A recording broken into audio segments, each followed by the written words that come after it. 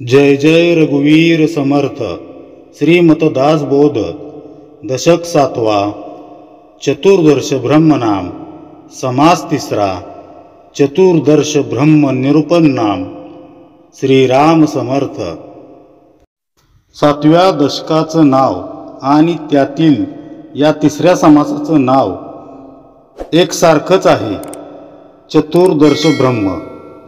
या दशकाची मुख्य विचार प्रणाली सारांश रूपानं या समासात सामावली आहे असं म्हटलं तरी चालेल। 14 ब्रह्मांचा सूत्रात्मक विचार समर्थ या समासातून मांडत आहेत। देहाहंता त्यागून सत्य ब्रह्मामध्ये तद्रूप होऊन जावे इथपर्यंतचा अभ्यास मागील भागात आपण पाहिला व त्या अनुषंगाने सत्य ब्रह्माची विचारधारा आपल्या अंतरंगात सुरूही झाली। हे सत्य ब्रह्म म्हणजे अंगुली निर्देश करून ते दाखवता येतं का? ते तसं दाखवता येत नाही। ते ना शब्दात सांगता येतं, ना त्याची कल्पना करता येते, ना त्याचं सांकेतिक प्रकटीकरण करता येतं। सत्य ब्रह्माची अवस्था ही या सगळ्यांपलीकडे आहे हे समजून घेण्यासाठी एक उदाहरण पाहूया। भाद्रपद महिन्यातील गणेशोत्सव आपण मोठ्या आनंदानं साजरा करतो। पार्थिक गणेशाचं घरोघरी आगमन होतं। मनोभावे त्याची पूजा अर्चा केली जाते। आबालवृद्ध मोठ्या कौतुकानं या उत्सवात सहभागी होतात। प्रथेनुसार पार्थिव गणपतीला निरोप देण्याची वेळ येते तेव्हा सर्वजणच हळवे होतात। जड अंतकरणानं विघ्नहर्त्याचं विसर्जन केलं जातं। आपण विसर्जन करतो म्हणजे गणेशाच्या मूर्तीचं करतो का गणेश तत्वाचं करतो? अर्थातच त्या पार्थिव मूर्तीचं विसर्जन करतो। ती त्या उत्सवाची सांगता असते।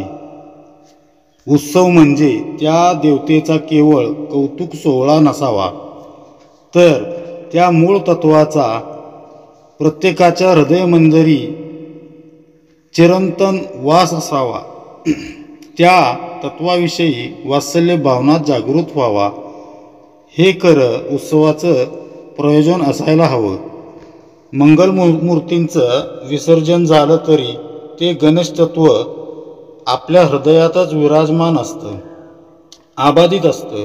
उत्सवाच्या आधीही ते होतं, उत्सव चालू असतानाही ते जिवंत असतं आणि मूर्ती विसर्जनानंतरही ते जसंच्या तसं शिल्लक राहतं।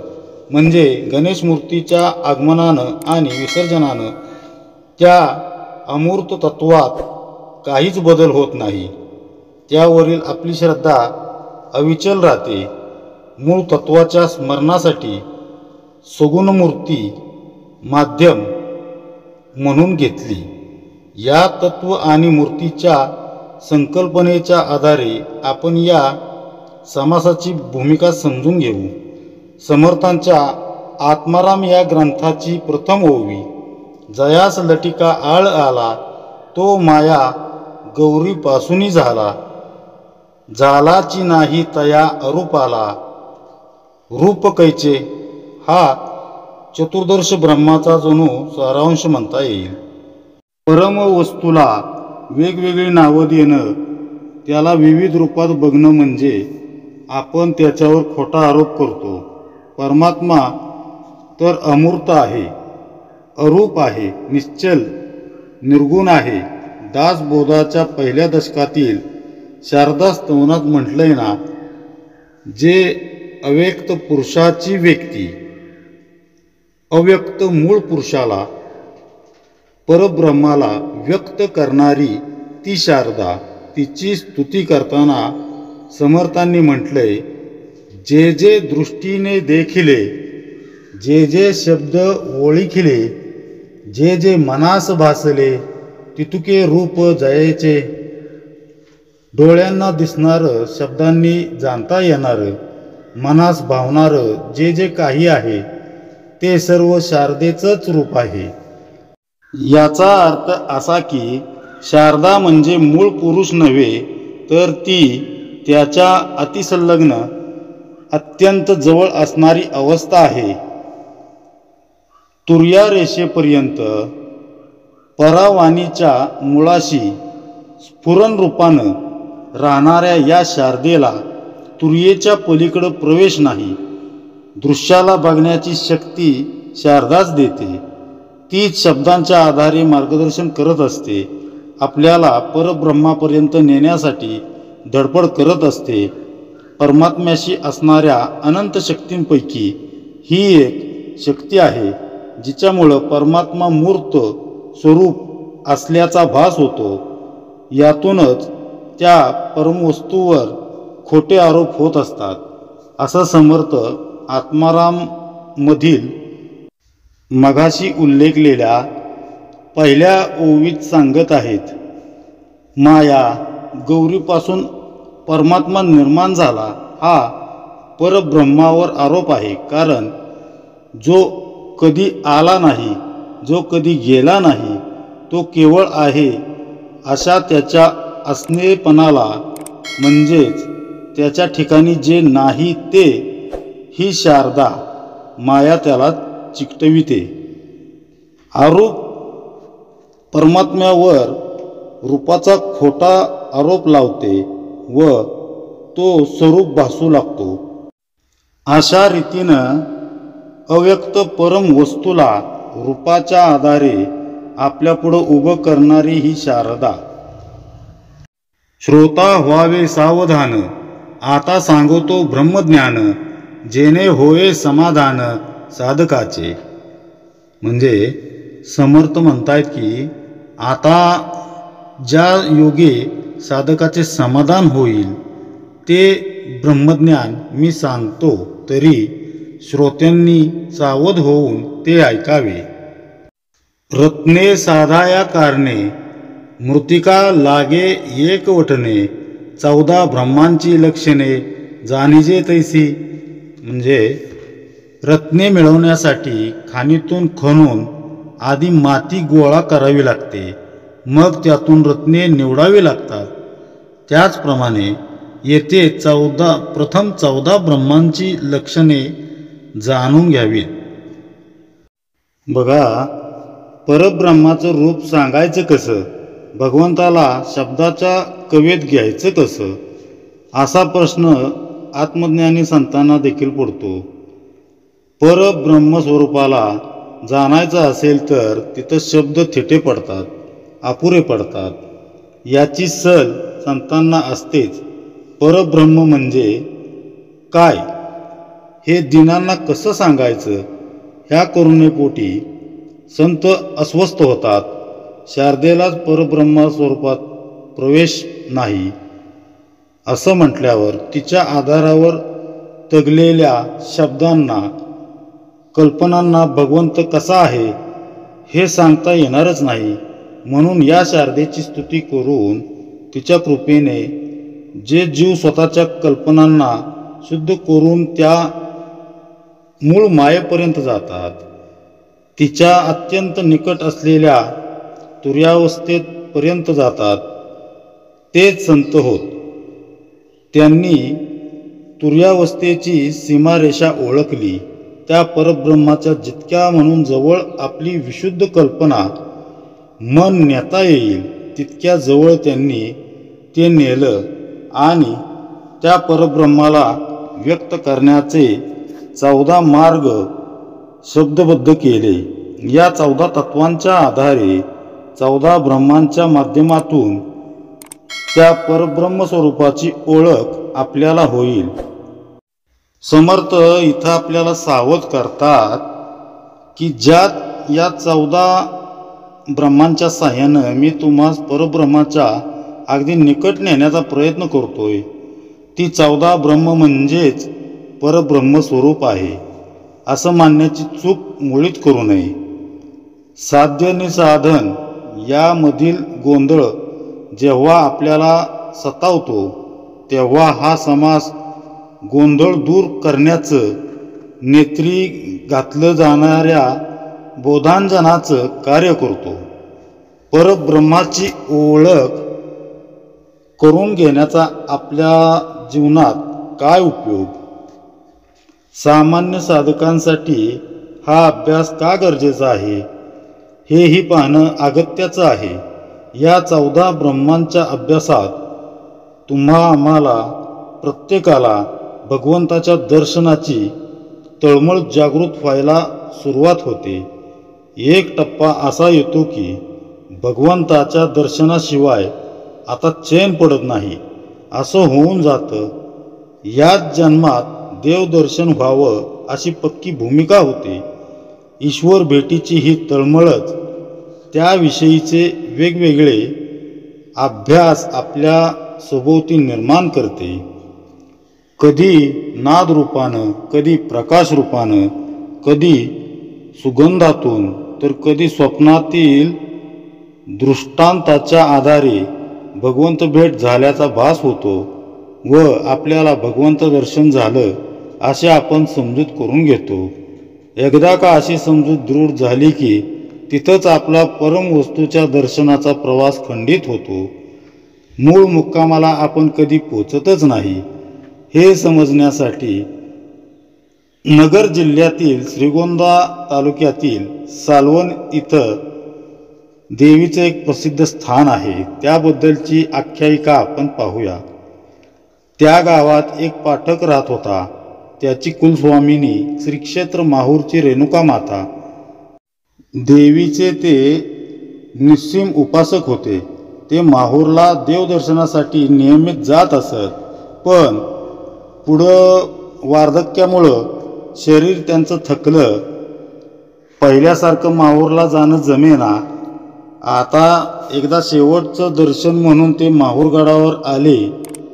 साश्रू नयनांनी रेणुका मातेचं दर्शन त्यांनी घेतलं व परत जायला निघणार तोच त्यांना दृष्टांत झाला. आता तू थकलास तेव्हा मीच तुझ्याबरोबर सालवणला येते. मी तुझ्यासोबत आहे. तुझ्या बैलगाडीत मी आहे असा पूर्ण भरवसा ठेव.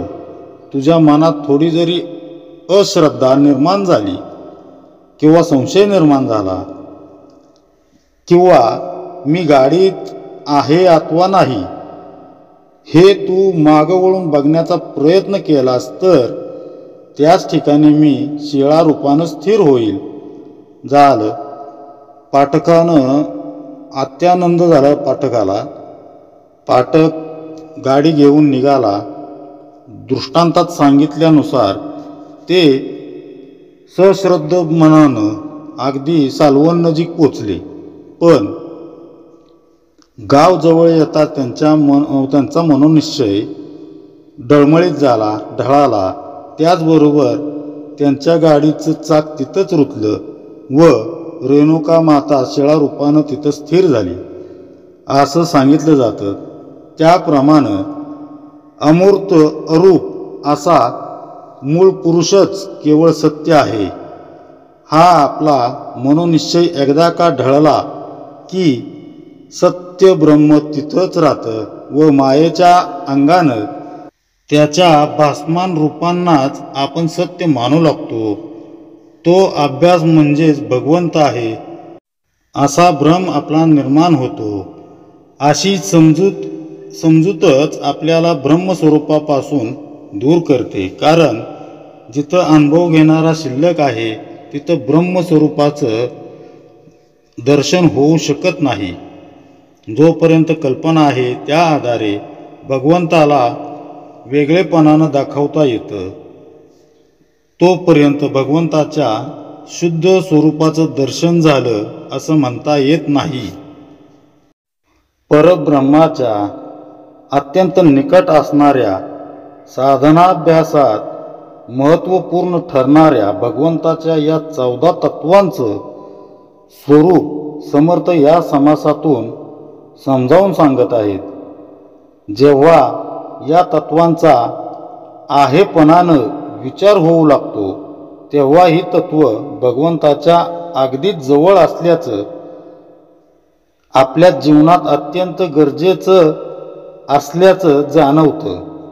पण ज्यावेळी समर्थ त्या परम वस्तूला नाहीपणानं समजावून लागतात, त्यावेळी ही 14 तत्व म्हणजेच परब्रह्म नव्हे हेही आपल्या ध्यानात येतं.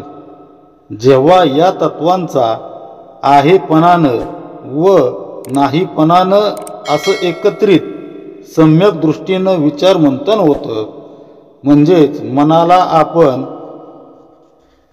नैसर्गिक स्थितीत आणून ठेवतो, तेव्हा साधनाभ्यासाद्वारे आपल्याला कळतं की परब्रह्माच्या निकट असलेली ही 14 तत्व म्हणजे भगवंत नाही, तो तर त्याच्याही पलीकडे आहे. एकदा का या 14 तत्वांचा विवेक विचार अंतःकरणात दृढ झाला की मग जे शब्दांच्या, कल्पनांच्या, अनुभवांच्या पलीकडचं रूप अंतरंगात केवळ तद्रूपतेनं म्हणजे तल्लीनतेनं राहतं, ते सत्य ब्रह्म होय, हेच विमल ब्रह्म होय याचा उलगडा आपल्याला होतो. या 14 ब्रह्मांचा आहे व नाही असा एकत्रित अभ्यास पुढील 3 भागात करून सद्गुरु कृपेच्या आधारे विमल ब्रह्माचं स्वरूप अंतर्यामी अनुभवण्याचा प्रयत्न करूया आपण. पदार्थेविन संकेत, द्वैता वेगळा दृष्टांत, पूर्व पक्षेविन सिद्धांत, बोलताची नये. म्हणजे एखादी गोष्ट संकेताने दाखवून द्यायची असली तर एखादा पदार्थ खून म्हणून वापरला जातो. कुठल्याही दृष्टांत द्वैताशिवाय देता येत नाही. त्यामुळे आधी पूर्व पक्ष व्यवस्थित मांडून त्याचे खंडन केल्याशिवाय सिद्धांतासंबंधी बोलताच येत नाही. पुढे आधी मिथ्या उभारावे, मग ते ओळखून सांडावे, पुढे सत्य ते शोभावे अंतरीबाने. आधी जे मिथ्या आहे ते डोळ्यासमोर उभे राहील अशा प्रकारे त्याचे वर्णन करावे व त्याचा खोटेपणा पटवून द्यावा लागतो. म्हणजेच नंतर ते सत्य असेल ते अंतःकरणात बांधते. पुढे म्हणून 14 ब्रह्मांचा संकेत, बोलीला कळाया सिद्धांत, येथे श्रोती सावचित, क्षण एक असावे. म्हणजे म्हणून प्रथम 14 ब्रह्मांच्या खुणा सांगतो, म्हणजेच पूर्व पक्ष मांडतो. तो श्रोत्यांनी क्षणभर चित्त अत्यंत एकाग्र करून सावधपणे श्रवण करावा, म्हणजे नंतर त्यांना सिद्धांत व्यवस्थित कळेल. पहिले ते शब्द ब्रह्म, दुजे ते मितिकाक्षर ब्रह्म, तिसरे खम ब्रह्म, बोलिली श्रुती. म्हणजे पहिले शब्द ब्रह्म, दुसरे ओम हे एकाक्षर ब्रह्म, श्रुती ज्याचे वर्णन करते ते खम ब्रह्म हे तिसरे होय. परब्रह्म स्वरूप हे शब्द, कल्पना आदींनी युक्त असणाऱ्या 14 ब्रह्मांच्या पलीकडे आहे. हे वास्तव समर्थांनी सूक्ष्म चिंतनातून आपल्यासमोर ठेवलं. परब्रह्म स्वरूप कसं नाही हे समजावण्यासाठीही या 14 ब्रह्मांची संकल्पना समर्थ इथं योजत आहेत. ती 14 ब्रह्म कोणती कोणती आहेत ते आपण पाहूया. 1 शब्द ब्रह्म, 2 ओम एकाक्षर ब्रह्म, 3 खम ब्रह्म, 4 सर्व ब्रह्म, 5 चैतन्य ब्रह्म, 6 सत्ता ब्रह्म, 7 साक्ष ब्रह्म, 8 सगुण ब्रह्म, 9 निर्गुण ब्रह्म, 10 वाच्य ब्रह्म, 11 अनुभव ब्रह्म, 12 आनंद ब्रह्म, 13 तदाकार ब्रह्म, 14 अनिर्वाच्य ब्रह्म. ही 14 ब्रह्म त्या निश्चळ विमळ अशा परब्रह्मांच्या अगदी निकट जातात खरी, पण ती परब्रह्म स्वरूप खासच नव्हेत. या निष्कर्षाप्रत समर्थ आपल्याला आणू इच्छितात. त्यासाठी रामायणातील एक प्रसंग उद्बोधक ठरावा. त्यातील ईश्वराच्या सगुण लीलेतून या समासाचा सारांश लक्षात येण्यास मदत होईल. प्रभू रामचंद्रांचे माता पिता कौसल्या आणि दशरथ म्हणजे पूर्वजन्मीचे शतरूपा आणि मनू. नैमिषारण्यात शतरूपा आणि मनू या दोघांनी घनघोर तपश्चर्या केली. भगवंत त्यांच्यावर प्रसन्न झाले. शतरूपा आणि मनू यांनी त्यांच्याजवळ तुझ्यासारखा पुत्र आम्हास प्राप्त व्हावा असं वरदान मागितलं. तुझ्यासारखा या शब्दावर भगवंतही क्षणभर विचारमग्न झाले. भगवंतांना वाटू लागलं की माझ्यासारखा आणखी एक सनातन निर्गुण निराकार विमळ परमपुरुष मी कसा निर्माण करू. यावर त्या भगवंताला उपाय सापडला व भगवंत त्या तपस्वी दाम्पत्यास ठीक आहे म्हटले. मीच तुमच्या पोटी बालक रूपानं जन्माला येईन असा वर देऊन परमेश्वर अंतर्धान पावले. त्यांच्या पुढच्या जन्मात म्हणजेच कौसल्या व राजा दशरथ यांचा पुत्र म्हणून प्रभू रामचंद्रांनी अवतार धारण केला. ही गोष्ट तशी छोटीच आहे, पण परब्रह्म स्वरूपाची ओळख होण्याच्या दृष्टीनं अत्यंत महत्त्वाची आहे. त्याच्यासारखा केवळ तोच आहे, दुसरा कुणी असूच शकत नाही, हा यातला भावार्थ आहे. त्याच्या निकट जाणारी इतर अनेक रूप तत्व असे असतील, पण तो एक आणि एकच आहे, त्याच्यासारखा दुसरा कोण नाही, अशी ही ज्ञानदशकातील समर्थांनी मांडलेली अतिसूक्ष्म भूमिका आपल्याला मात्र द्वैत भावनेतूनच समजून घ्यावी लागणार आहे.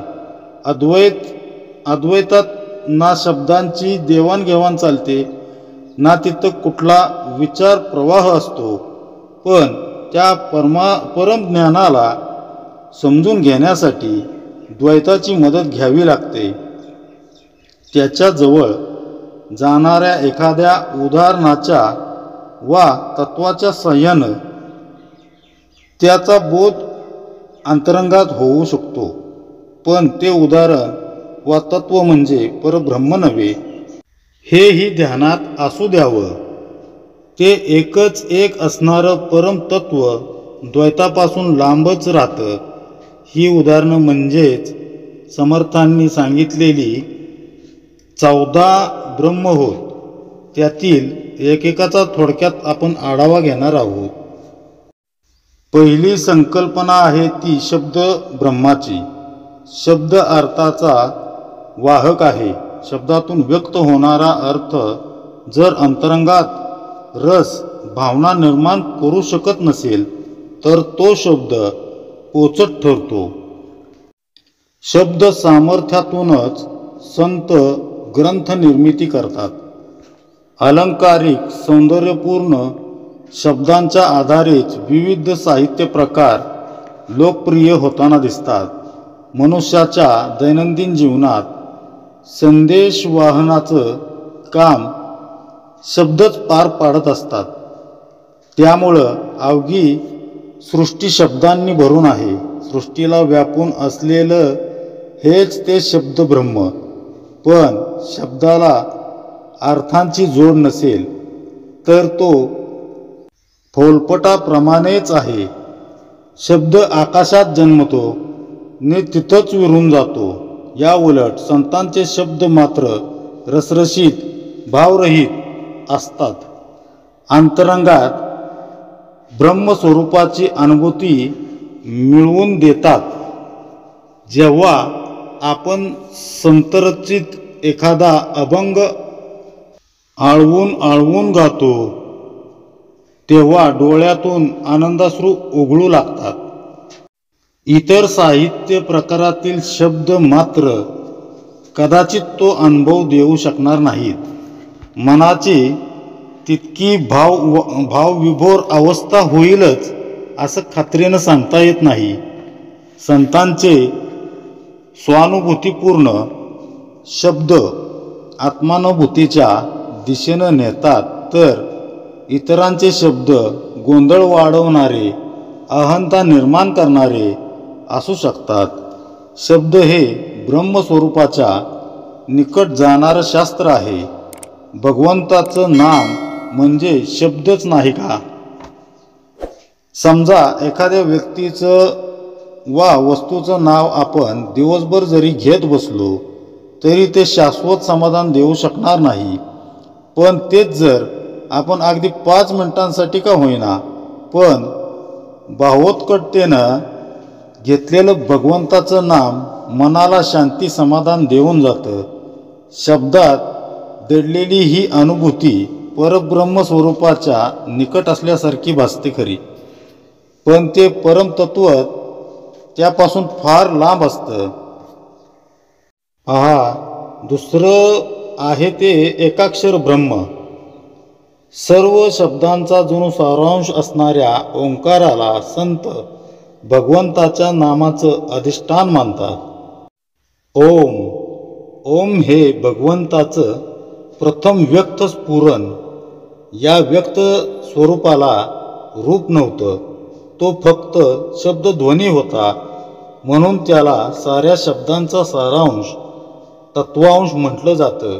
ओम हे व्यक्त स्वरूप असतानाही अनुभवाचा प्रांत शिल्लक राहतो, कारण त्याला वेगळेपणानं जाणण्यासाठी अनुभव घेणाराही हवा असतो. पण भगवंत या ओंकाराच्या पलीकडं आहे. मितिकाक्षर अर्थात ओम हे भगवंताचंच रूप आहे, पण भगवंत हा त्यापेक्षाही निराळा आहे. ओम भगवंताच्या निकट जरूर आहे, पण त्याला जाणण्यासाठी तो असमर्थ आहे. त्याच्याजवळ नेण्याव्यतिरिक्त ओम काही करू शकत नाही. ओमच्या पलीकडं म्हणजेच भगवंताकडं जायचं असेल तर सद्गुरू कृपेच्या आधारे अहमचं विसर्जन केलं की आपण परब्रह्म स्वरूपाशी तद्रूप होऊन जाऊ. ओम एकाक्षर ब्रह्माच्या मर्यादा व त्याचं पावित्र्य समर्थ इथं सांगत आहेत. मध्यंतरी भारतानं चंद्रयान अवकाशात सोडल्याचं आपल्याला तर माहीतच असेल. हे यान चंद्राच्या अगदी जवळ गेलं व एका विशिष्ट कक्षेत स्थिरावून ते चंद्राभोवती फिरू लागलं. त्या यानातून एक छोटंसं उपकरण चंद्रावर उतरलं. यान मात्र त्या कक्षेतच भ्रमण करत राहिलं. त्याचप्रमाणे भगवंताच्या नामानं चित्तशुद्धी करत आपण ओंकारापर्यंत जाऊ, पण परब्रह्माशी तादात्म्य म्हणजे एकरूपता पाहू शकणार नाही. चंद्रयानासारखं आपण त्याच्या भोवतीत फिरत राहू, पण ओंकाराच्या आधारे आपल्यातील सूक्ष्म अहंकार लय पावेल. तेव्हा आपल्यातील हे आत्मतत्व यानातून जसे ते उपकरण उतरलं तसं परमतत्वाशी तदाकार होईल हे निश्चित, म्हणजेच एकरूप होईल हे निश्चित. तिसरं आहे ते म्हणजे खम ब्रह्म अर्थात आकाशरूप ब्रह्म. यालाच आकाशरूप ब्रह्म असे म्हणतात. आकाश आणि परब्रह्मस्वरूप यांचा तुलनात्मक अभ्यास आपण यापूर्वी केला आहे. आकाश अत्यंत विमल आहे, निश्चळ आहे. आकाशात काळे मेघ जमा झाले तरी त्यांचा रंग आकाशास लागत नाही. सोसाट्याचा वारा सुटो वा जोरदार पर्जन्यवृष्टी हो, आकाश त्यापासून अलिप्त राहतं, तसं परब्रह्म सृष्टीला व्यापून असूनही ते या पंचमहाभौतिक तत्वांपासून अलिप्तच असतं. आकाश परब्रह्माच्या अगदी जवळचं वाटत असलं तरी त्याला आपण वेगळेपणानं पाहू शकतो. आकाशाकडं एकटक नजर लावून कोणी बसला असेल तर साहजिकच आपण त्याला काय शून्यात नजर लावून बसलायस असं विचारतोच ना. पण म्हणजे आकाशाकडे शून्य प्रवृत्ती आहे, परंतु ईश्वर स्वरूप तर सच्चिदानंद स्वरूप आहे. तिथं नैराश्य नाही, शून्यत्व नाही. आलिप्तपणाच्या दृष्टीनं बघायचं झाल्यास आकाश अर्थात खम ब्रह्म परम वस्तूंच्या निकट आहे खरं, पण ते पंचमहाभूतांपैकी एक असल्यानं ते जड आहे. तसंच त्याला वेगळेपणानं बघता येत असल्यानं ते परब्रह्म स्वरूपाला जाऊन भिडत नाही. ही त्याची अपूर्तता आहे, अपूर्णता आहे, असं समर्थ इथं समजावून सांगत आहेत. पुढे चौथे जान सर्व ब्रह्म, पाचवे चैतन्य ब्रह्म, सहावे सत्ता ब्रह्म, साक्ष ब्रह्म सातवे. म्हणजे चौथे सर्व ब्रह्म, पाचवे चैतन्य ब्रह्म, सहावे सत्ता ब्रह्म आणि सातवे साक्ष ब्रह्म. याचाच अर्थ चौथं आहे ते सर्व ब्रह्म. ज्ञानेश्वर माऊली म्हणतात ना, जे जे भेटिले भूत ते ते मानिजे भगवंत. या उक्तीप्रमाणे सृष्टीतील प्रत्येकामध्ये राम बघणं हेच सर्व ब्रह्म. या ब्रह्मस्वरूपामध्ये पंचमहाभूतिक सृष्टीला वेगळेपणानं बघणं हे खरं तर आपलं अज्ञानच आहे. सृष्टीतील यच्चयावत दृश्य वस्तू भगवंताचीच रूपं आहेत हे संतांनी जाणलं. आपल्यासारख्या दीनजनांवर त्यांनी करुणाछत्र धरलं ते केवळ या सर्व ब्रह्माला जाणूनच. पण संतांना भगवंताच्या या अनंत रूपाची कधी आसक्ती वाटली नाही. प्रभू रामांच्या इच्छेवर संसार सोपवलेले हे संत दृश्य वस्तूंमधील रामरूप जाणतात, पण त्यांच्यात ते गुंतत नाहीत.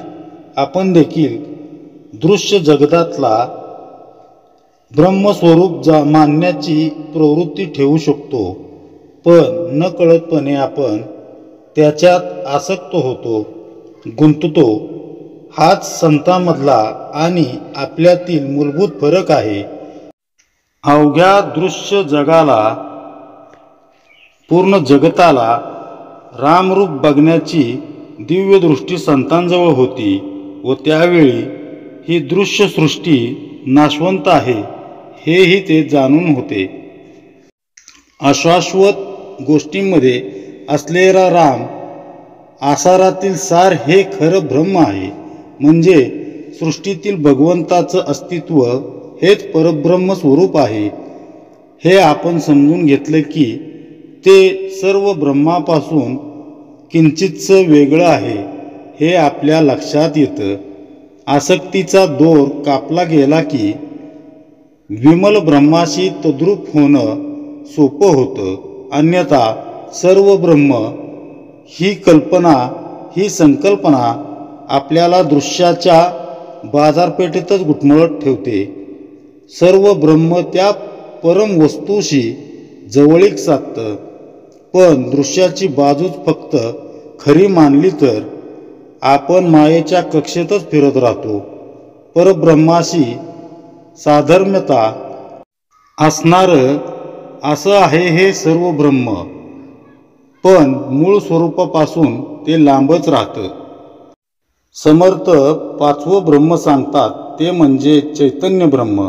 चैतन्य ब्रह्म म्हणताच आपल्या डोळ्यासमोर येतं ते आपल्याला सद्गुरू माऊलींचं दयाघन रूप.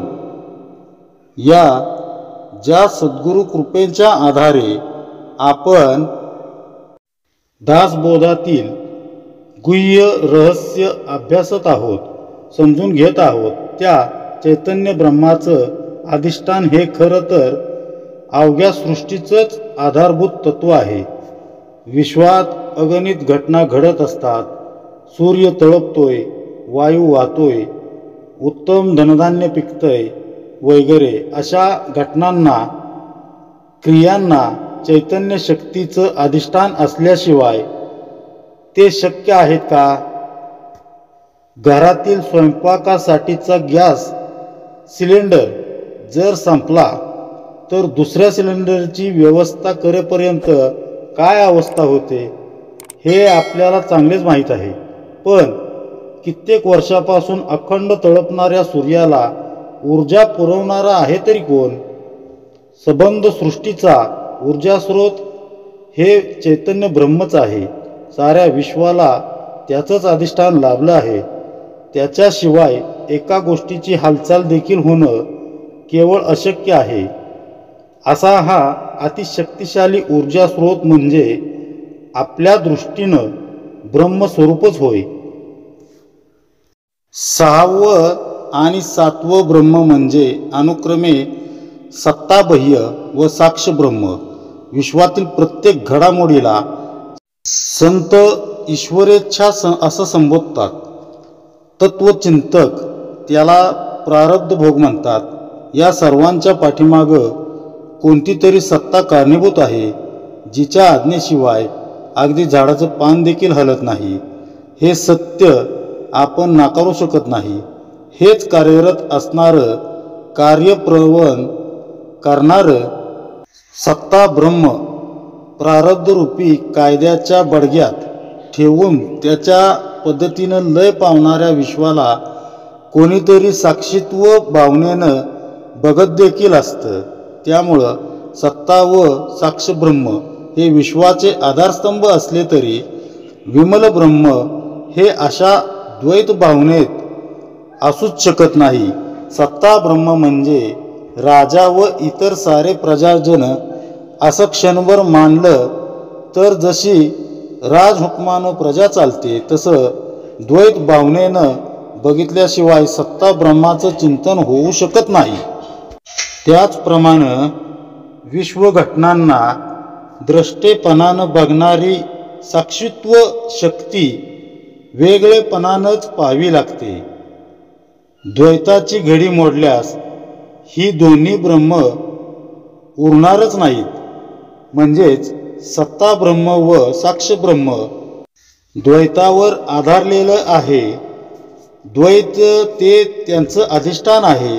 समर्थ या दोहोंच्या आधारे विश्वरचनेचं रहस्य सांगतात व त्याच वेळी हे दोन्ही ब्रह्म विमल ब्रह्म नसल्याचाही निर्वाळा देतात.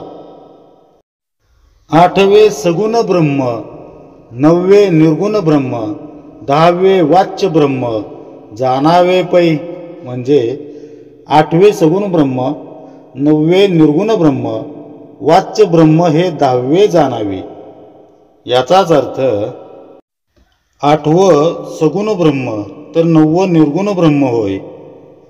अनंत चतुर्दशीला जेव्हा पार्थिव विनायकाच्या मूर्तीचं विधियुक्त विसर्जन करताना अनेकांचा कंठ दाटून येतो, डोळे पाणावतात. 8-10 दिवस आपल्या घरी पाहुणा म्हणून असलेली मंगलमूर्ती आपली पूजा अर्चा स्वीकारते, आपले संवाद ऐकते, न कळतपणे संस्कार करते. तिच्या संगतीची एक अनामिक ओढ उत्पन्न होते. ती अंतरंगात घर करून बसते. असं हे सगुणाचं विलक्षण प्रेम, त्याचं स्मरण विमल ब्रह्मातून मिळणाऱ्या अनिर्वाच्य स्थितीचा अनुभव करून देतं. रामकृष्णादी अवतारांची लीला वर्णनं ऐकून आपल्याला अतीव आनंद मिळतो. सगुणाच्या आधारानं अनिर्वाच्य समाधान प्राप्त होतं, जे एखाद्या जीवाला विमल ब्रह्माशी तद्रूप झाल्यानं मिळणारं असतं. पण सगुणांची गंमत अशी की त्याचं चिंतन स्मरण करण्यासाठी आपल्याला द्वैतातून साक्षी भावानंच उपासना करावी लागते. सगुणाला जीव रूपानं बघत बघत स्वतःला विसरून जायचं असतं. मात्र जीवाला तर वासना दोरानं असं काही घट्ट बांधलं आहे की सगुणाच्या ध्यानानं निमग्न असताना अचानक आपण दृश्य जगात येतो. उच्छावस्थेतून खाली उतरतो. सगुण विमल ब्रह्माच्या जवळ आहे, पण त्याला स्वतःचं अस्तित्व नाही. ते शाश्वत नसल्यानं अवतार घेतं व काळानुरूप मावळतं देखील. मग जे विलीन होतं ते शाश्वत कसं, विमल ब्रह्म कसं? प्रत्यक्ष भगवंत श्रीकृष्ण रूपानं देहात असताना दुर्योधनाची मती पालटू शकले नाहीत. या सूत्रानं सगुण ब्रह्म विमल ब्रह्माच्या आधारे मिळणारं अनिर्वाच्य चिरंतन असं समाधान जीवाला प्रदान करू शकत नाहीत. त्यामुळं समर्थ म्हणतात की सगुण ब्रह्म अनिर्वाच्य स्थितीच्या एका मर्यादेपर्यंतच आपल्याला घेऊन जाऊ शकतं, कारण विमल ब्रह्मात सगुणाला प्रवेश नाही. तसंच निर्गुणही जीवाच्या संकल्पनेतूनच जन्म घेतं. जिथं गुण वेगळेपणानं दाखवता येत नाही अशा अनामिक कल्पनेच्या आधारे मांडलेल्या तत्वाला निर्गुण ब्रह्म म्हणता येईल. कल्पनेशिवाय निर्गुणाचं वर्णन करता येत नाही. त्यामुळं निर्गुण ब्रह्माचं वलयही त्या परमतत्वाला स्पर्शू शकत नाहीत. सगुण व निर्गुण ही दोन गावं समजली तर त्यांची सीमारेषा असू शकेल. पण समर्थ विचारतात की जिथं गावच अस्तित्वात नाही तिथं त्याची हद्द दाखवायची तरी कशी? परब्रह्म हे अखंडित आहे, त्याची वाटणी करताच येत नाही. रामचरितमानसमध्ये तुलसीदासांनी भगवान शंकर व माता पार्वती यांच्यातील संवादाचा उल्लेख केला आहे. त्यामध्ये माता पार्वती शंकरांना विचारते, आपण अयोध्येतील कौशल्याच्या उदरी जन्मलेल्या सगुण रामाचं चिंतन करता की निर्गुण आत्मारामाचं? यावर महादेव स्मित हास्य करून माता पार्वतीला तिच्या गत जन्मातील अज्ञानाची जाणीव करून देत सांगतात, कुठला सगुण नि कुठला निर्गुण राम? विमल ब्रह्माशी तदाकार झालेले भगवान शंकर उमेला समजावून सांगतात की सगुण आणि निर्गुण म्हणजे अज्ञानातून तयार झालेले भासमान बांध आहेत. ते मुळी अस्तित्वातच नाहीत. विमल ब्रह्म अशा सगुण निर्गुण सीमा भिंतींच्या पलीकडे आहे, सीमा भिंतींच्या परे आहे. नावाजलेल्या तीर्थक्षेत्रांची प्रतितीर्थक्षेत्र खास करून शहरी भागात निर्माण होताना दिसतात. आपण जर पाहिलं तर पुण्याजवळील प्रति बालाजी, प्रति शिर्डी, प्रति पंढरपूर ही त्याची काही उदाहरणं आहेत. ज्या भाविकांना मूळ तीर्थक्षेत्री जाणं शक्य होत नाही त्यांच्यासाठी ही प्रतितीर्थक्षेत्र ही एक उत्तम उपलब्धी आहे. कारण तिथं गेल्यानंतर मन मूळ तीर्थक्षेत्राशी अगदी सहजपणे जोडलं जातं. तसं समर्थांनी कल्पनातीत शब्दातीत असणाऱ्या विमल ब्रह्माला जाण्यासाठी 14 प्रतिब्रह्म आपल्यासमोर ठेवली आहेत. त्यांच्या आधारे आपण मूळ ब्रह्माशी, विमल ब्रह्माशी संधान बांधण्याचा अभ्यास करत आहोत. त्यामधील हे 9 ब्रह्मांचा विचार झाला. आता उर्वरित 5 ब्रह्मांचा, 5 तत्वांचा अभ्यास करूया. निर्गुण ब्रह्माला संतांनी अतीव प्रेमानं हाक मारलेली आहे. आणि त्यांच्या प्रेमापोटी परमात्मा सगुण झाला. भगवंत प्राप्तीचं सहज सुलभ व खात्रीचं साधन म्हणजे नाम. या 10व्या ब्रह्माला समर्थ वाच्य ब्रह्म असे संबोधतात. जीवाला शिवाशी जोडणारी साखळी म्हणजे नाम. नाम हे साध्य आणि साधन दोन्ही आहे. त्याच्याद्वारे आपण परब्रह्माशी एकरूप होऊन जातो. पण नामामध्ये आपला अहम जोपर्यंत संपूर्णपणे विरघळून जात नाही तोपर्यंत नाम, नामी जीव आणि भगवंत ही त्रिपुटी काही उलगडत नाही. अहमला नामस्मरणात विरघळविणं हे नाम साधनेचं साध्य आहे. ही स्थिती जोपर्यंत येत नाही तोपर्यंत नाम हे साधन रूपच राहतं. म्हणजेच जिथं साधन आहे तिथं द्वैत आलं आणि द्वैत आलं की ते विमल ब्रह्मापासून लांब राहतं. म्हणून वाच्य ब्रह्म विमल ब्रह्मापासून वेगळा आहे असं समर्थ सांगतात. अनुभव ते 11वे, आनंद ब्रह्म ते 12वे, तदाकार 13वे, 14वे अनुर्वाच्य. म्हणजेच अनुभव ब्रह्म हे 11वे, आनंद ब्रह्म हे 12वे, तदाकार ब्रह्म हे 13वे आणि अनुर्वाच्य ब्रह्म हे 14वे ब्रह्म आहे. याचाच अर्थ अनुभव ब्रह्म हे 14 पैकी 11वं ब्रह्म. नामस्मरण वाढू लागलं, त्याची गुणवत्ता वाढू लागली की त्याचा परिमळ अंतरंगात दरवळू लागतो. ही दिव्य अनुभूती ज्ञानेश्वर माऊलींच्या शब्दातून अवतरते. ती अशी: मोगरा फुलला, फुले वेचिता, अति भार कळियांसी आला. जणू काही अनुभवांची रासच पडू लागते.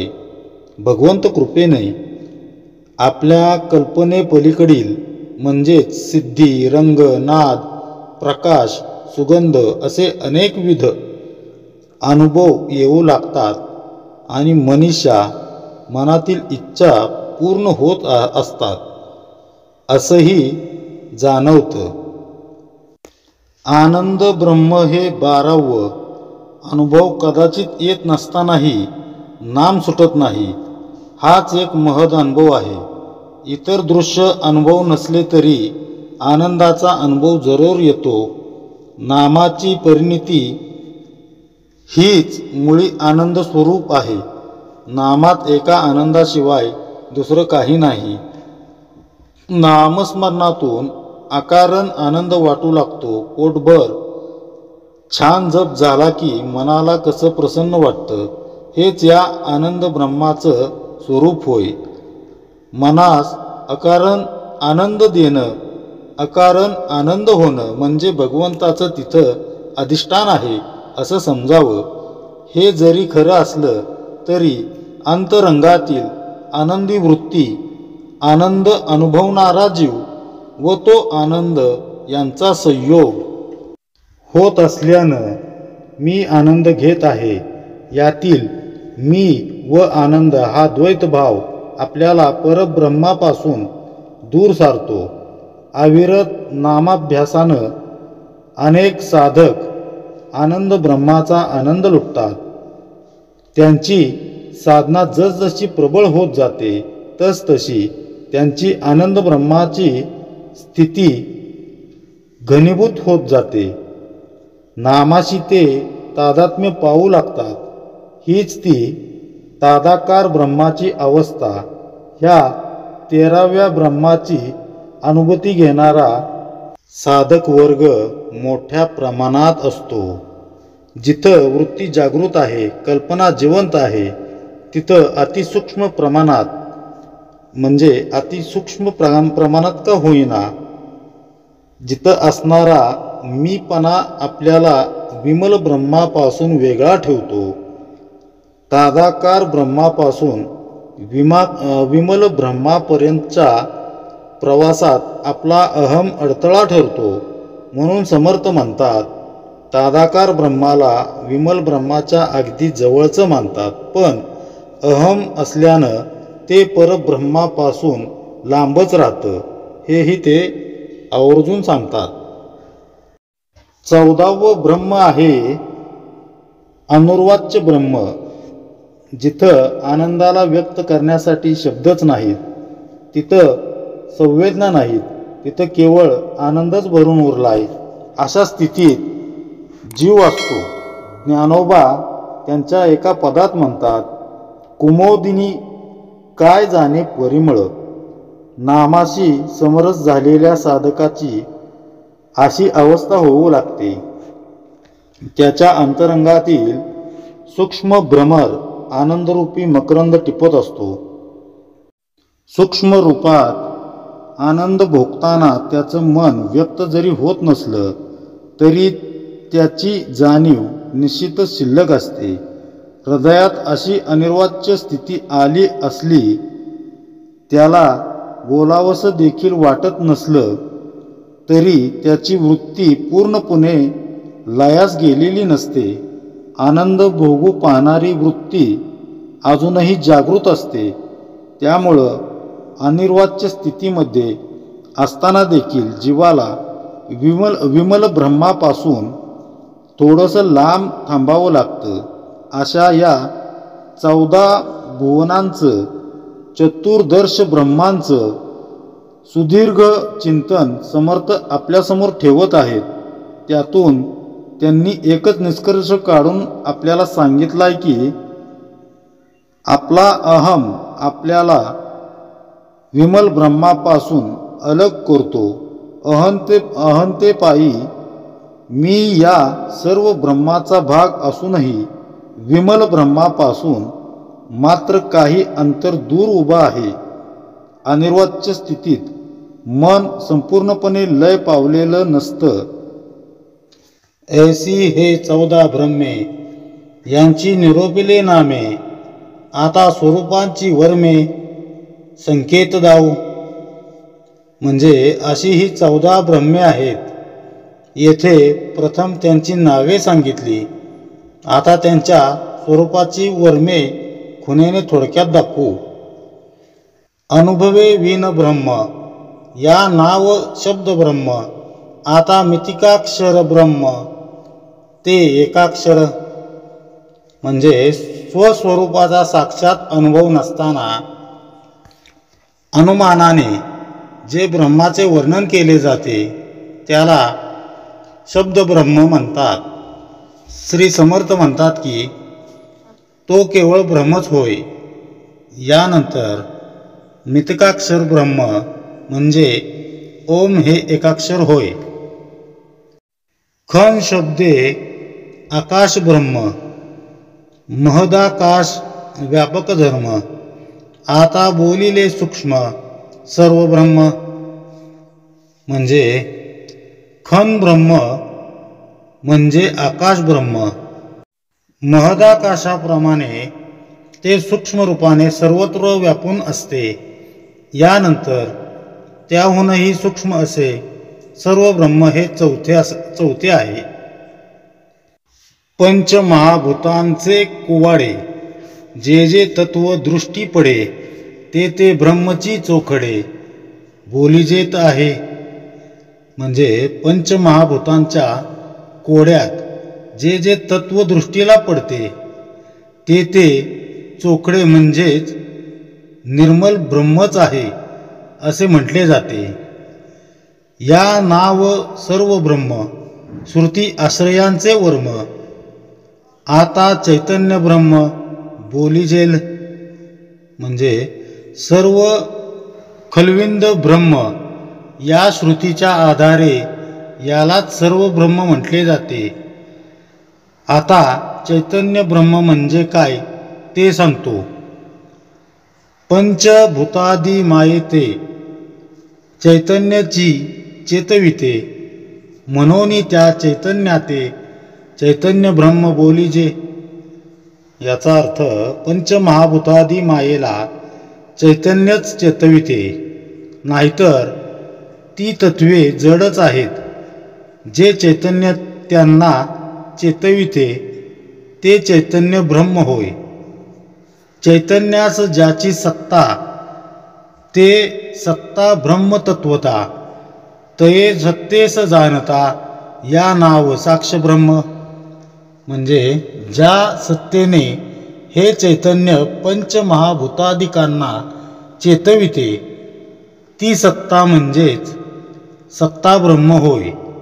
व त्या सत्तेला जे जाणते त्यास साक्ष ब्रह्म म्हणतात. साक्षत्व जयापासूनी तेही आकळिले गुणी सगुण ब्रह्म हे वाणी तयासी वदे. म्हणजे साक्षीत्व ज्यापासून प्राप्त होते ते ब्रह्म गुणांनी युक्त असते म्हणून त्याला सगुण ब्रह्म म्हणतात.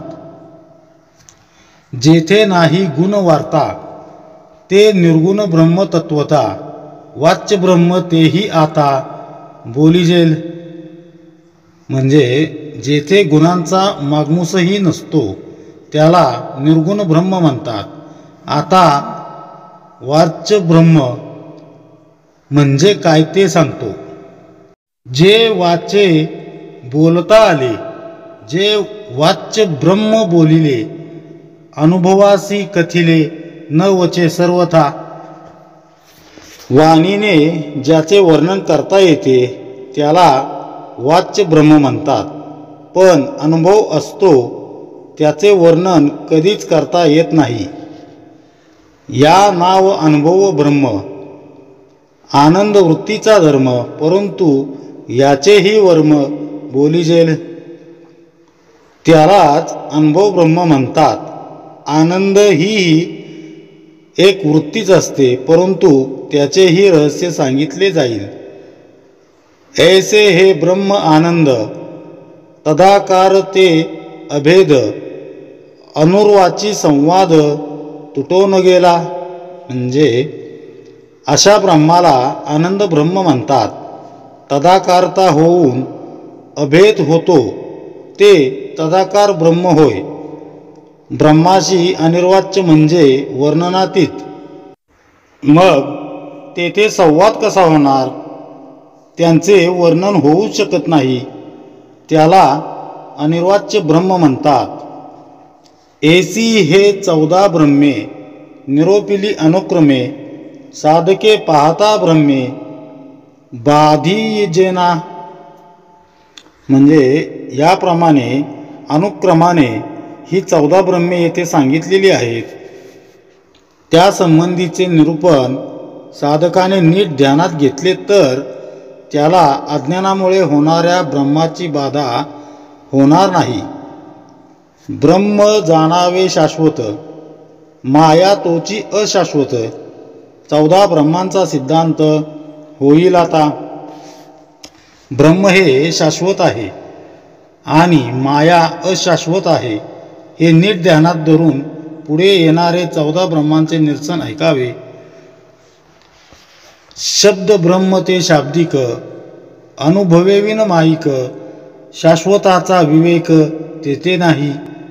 शब्द ब्रह्म हे केवळ शाब्दिक असते तेथे साक्षात अनुभव नसल्याने ते माईकच असते आणि माया तर अशाश्वत म्हणून त्यास शाश्वत म्हणता येत नाही.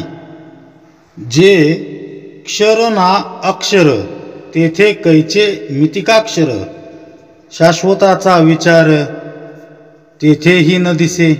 म्हणजे ब्रह्म हे क्षर नाही आणि अक्षरही नाही.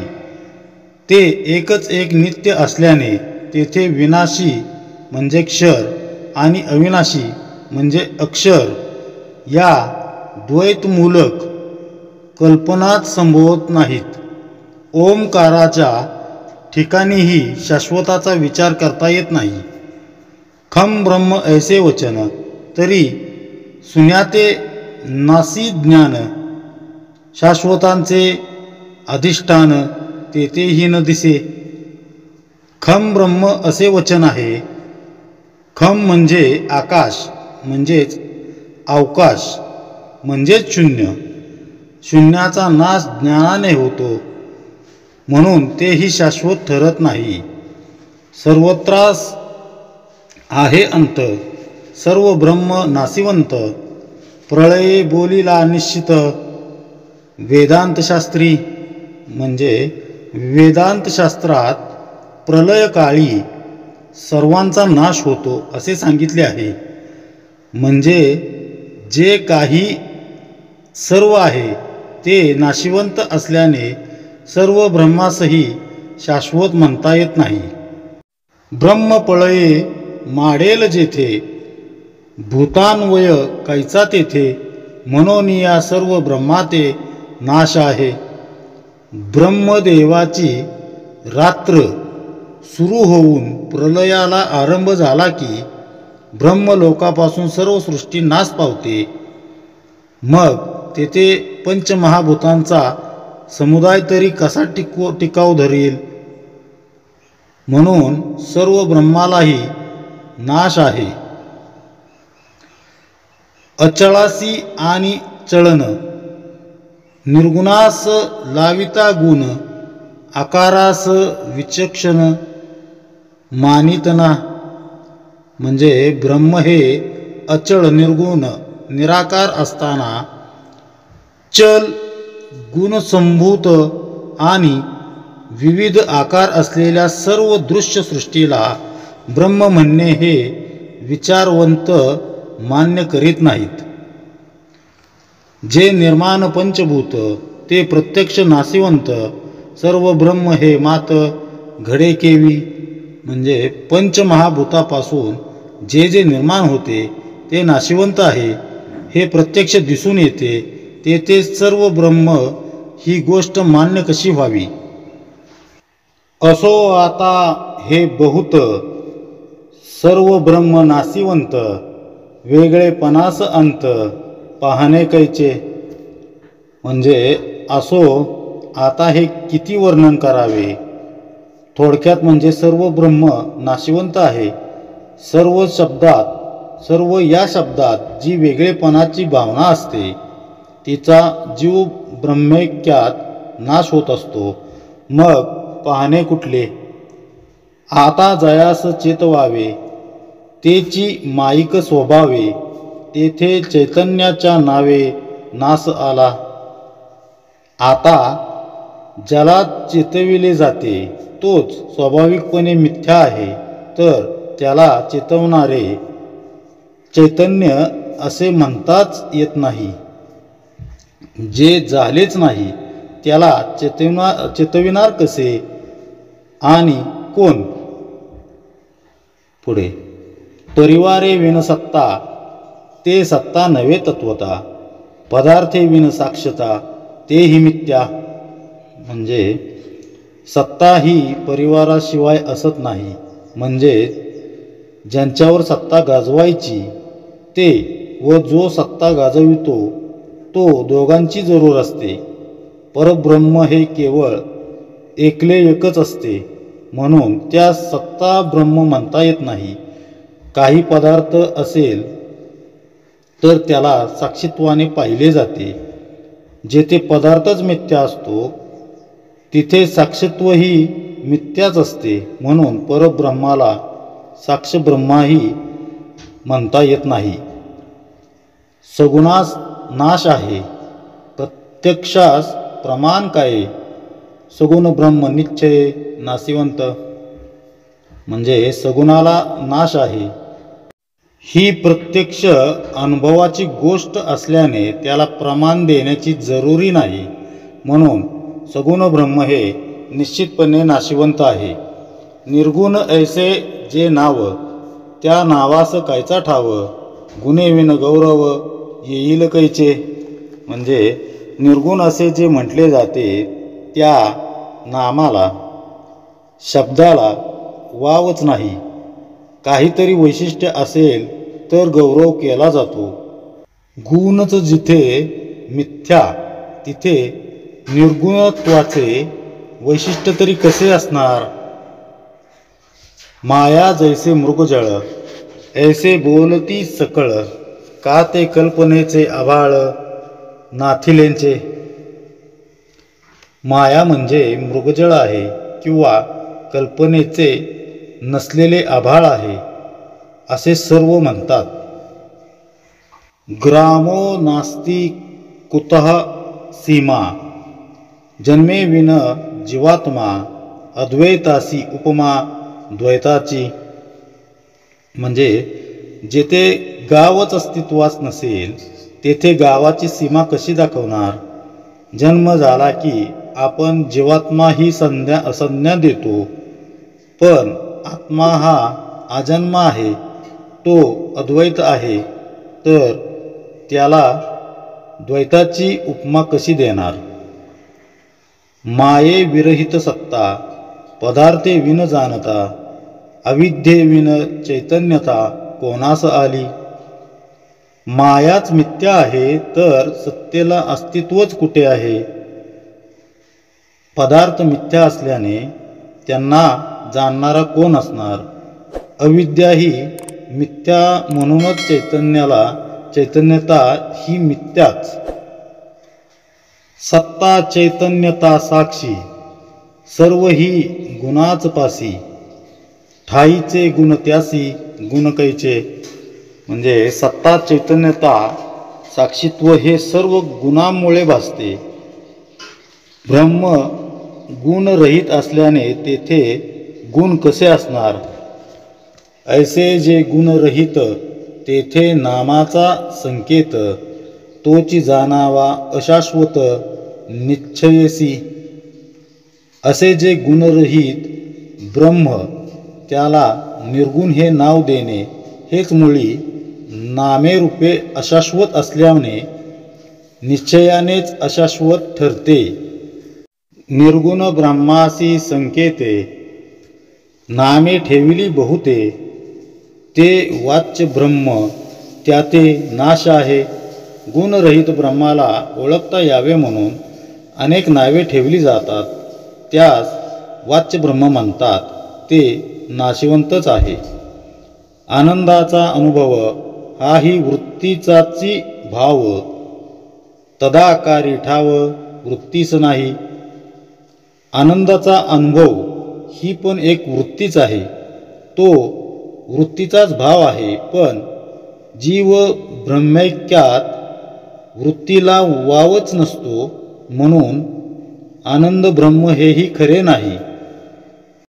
अनुर्वाच्य या कारणे संकेत वृत्तीच्या गुणे, तया संकेतास उणे निवृत्तीने आणिले. म्हणजे अनुर्वाच्य असे जेव्हा म्हटले जाते ते केवळ संकेत नामनिर्देश करण्यासाठी म्हटलेले असते. अनिर्वाच्य म्हणजे जे शब्दात सांगता येत नाही ते. शब्द जेथे पोचू शकत नाहीत त्या परब्रह्मास अनिर्वाच्य म्हणणे हे खरे म्हणजे योग्य नव्हे. कारण शब्दाचा संबंध गुणांशी वृत्तीशी असतो आणि शुद्ध ब्रह्माच्या ठिकाणी वृत्तीच नाही, निवृत्तीच असते. म्हणून अनिर्वाच्य म्हणण्यामुळे संकेतास उणेपणा येतो असे म्हटले आहे. अनिर्वाच्य ते निवृत्ती, तेची उन्मनीची स्थिती, निरोपाधी विश्रांती योगियांची. म्हणजे मनातच निरनिराळ्या वृत्ती उठत असतात, त्या मनाचा जेव्हा आत्मस्वरूपात लय होतो तेव्हा त्या स्थितीला उन्मनी म्हटले जाते. मनच नाहीसे झाल्यावर वृत्ती उठतच नाहीत आणि निवृत्ती होते. ही स्थिती अनिर्वाच्य असते. सर्व योगी या निरुपाधिक स्थितीतच विश्रांती पावतात. वस्तू जे का निरोपाधी, तेची सहज समाधी, जेने तुटे आदिव्याधी भव दुःखाची. निरुपाधिक परब्रह्माशी एकरूपता हीच सहज समाधी होय. हिची प्राप्ती झाल्यावर संसारातील दुःखदायक आदिव्याधी सर्व नाहीशा होतात. जो उपाधीचा अंत, तोची जाणावा सिद्धांत, सिद्धांत आणि वेदांत, धादांत आत्मा. बघा, विद्या व अविद्या या दोन उपाधी सांगितल्या जातात. या उपाधींचा अंत होतो तेव्हाच ब्रह्म साक्षात्कार होतो. सर्व साधू संत, वेदांतांचे ग्रंथ यांचा हाच अभिप्राय आहे की आत्मा हा अपरोक्ष आहे. असो ऐसे जे शाश्वत ब्रह्म, जेथे नाही माया भ्रम, अनुभवी जाणे वर्म स्वानुभवे.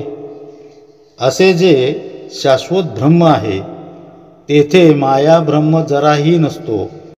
ते स्वसंवेद्य असल्याने त्याचे वर्म सांगता येत नाही, पण अनुभवी संत स्वानुभवाने ते वर्म जाणतात. पुढे, आपुलेन अनुभवे कल्पनेसी मोडावे, मग सुकाळी पडावे अनुभवाचे. म्हणजे आपल्या स्वस्वरूपानुभवाने मी देह ही कल्पना मोडून टाकावी, मग आपोआपच सर्व ब्रह्म साक्षात्काराच्या अनुभवाचा सुकाळ होईल. निर्विकल्पास कल्पावे, कल्पना मोडे स्वभावे, मग नासोनी असावे कल्पकोटी. निर्विकल्प वस्तूंची कल्पना करू लागले की आपोआप कल्पनाच नष्ट होते. मग कल्पकोटी वर्षे मीपणा विरहित आत्मस्वरूपाने राहावे. कल्पनेचे एक बरे, मोहरिताच मोहरे, स्वरूपी घालिता भरे निर्विकल्पी. म्हणजे कल्पनेचा एक गुण चांगला आहे की जिकडे तिचा मोहरा वळवावा तिकडे ती वळते. म्हणून तिला आत्मस्वरूपाकडे वळवावे. आत्मस्वरूपाकडे वळविले की ती निर्विकल्पाने व्यापून जाते. निर्विकल्पासी कल्पिता, कल्पनेची नुरे वार्ता, निसंगास भेटो जाता निसंग होईजे. म्हणजे निर्विकल्पाची कल्पना करण्याचा अभ्यास केला की कल्पनेचा मागमूसही उरत नाही, ती पूर्णपणे नाहीशी होते. निसंगाची भेट घ्यायला गेले की भेट घेणाराही निसंग होतो. पुढे, पदार्थ ऐसे ब्रह्म नव्हे, मा ते हाती धरून द्यावे, असो ते अनुभवावे सद्गुरुमुखे. म्हणजे ब्रह्म म्हणजे काही एखादा पदार्थ नाही की हातात घेऊन दाखवता येईल. सद्गुरुमुखाने त्याचा अनुभवच घ्यावा लागतो. पुढे कथेचा अन्वय केलाची करू निश्चये, जेने अनुभवासी ये केवळ ब्रह्मा. पुढील समासात केवळ ब्रह्माचेच अधिक निश्चयपूर्वक निरूपण केले आहे. त्याचे श्रवण मनन केल्याने केवळ ब्रह्माचा साक्षात अनुभव येईल असे श्री समर्थ सांगतायत. इति श्री दासबोधे गुरुशिष्य संवादे चतुर्दश ब्रह्म निरूपन्नाम समास तिसरा. जय जय रघुवीर समर्थ.